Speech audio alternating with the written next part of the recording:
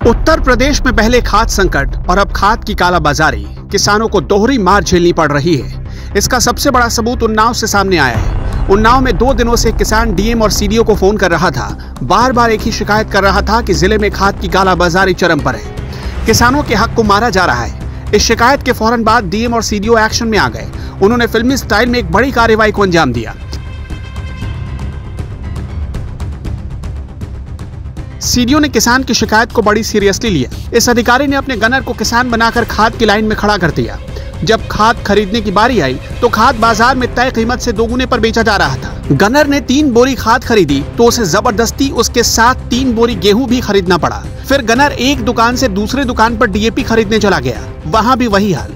किसानों पर जुल्म की सिर्फ इतनी भर कहानी नहीं थी, बल्कि डीएपी खाद के साथ किसानों को जबरदस्ती 1 बोरी गेहूं खरीदने पर मजबूर किया जा रहा था। गन्नर ने लौटकर सीडीओ को पूरी सच्चाई बताई। फिर सीडीओ पूरे दल बल के साथ मौके पर पहुंच गए और खाद की 2 दुकानों को सील कर दिया गया।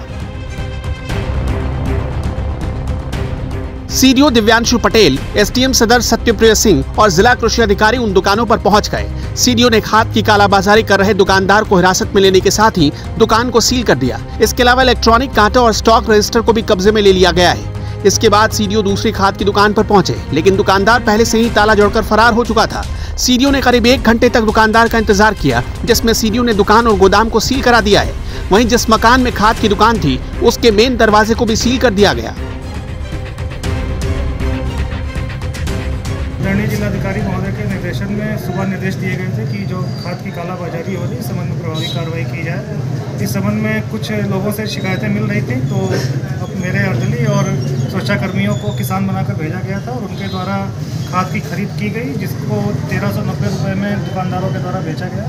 इस संबंध में नाथ खाद एवं बीज भंडार को सील किया गया है और दुकानदार को हिरासत में ले लिया गया है। इसी क्रम में सम्राट अशोक बीज भंडार की भी शिकायतें थी। यहाँ पर पहुँचने पर पाया गया कि वो दुकान बंद करके भाग गए हैं। उनसे संपर्क करने का प्रयास किया गया, वो अभी संपर्क नहीं हो पा रहा है। शासन की मंशा के अनुरूप अभी दुकान को सील कर दिया गया और आगे आवश्यक एवं प्रभावी कार्रवाई की जाएगी। फिलहाल कालाबाजारी करने वाले दोनों दुकानदारों के खिलाफ एफआईआर दर्ज कर लिया गया है। एफआईआर दर्ज करने वाले सीडीओ हाल ही में बहुत सुर्खियों में आए थे। सीडीओ दिव्यांशु पटेल ने हाल ही में एक पत्रकार को पीट डाला था। कहने के लिए उत्तर प्रदेश नंबर 1 प्रदेश बन गया है, लेकिन जानते हैं किस लिए? किसानों की दुर्दशा के लिए। किसानों के लिए घड़ियाली आंसू बहाने वाली सरकार की सच्चाई सुनेंगे तो हैरान रह जाएंगे।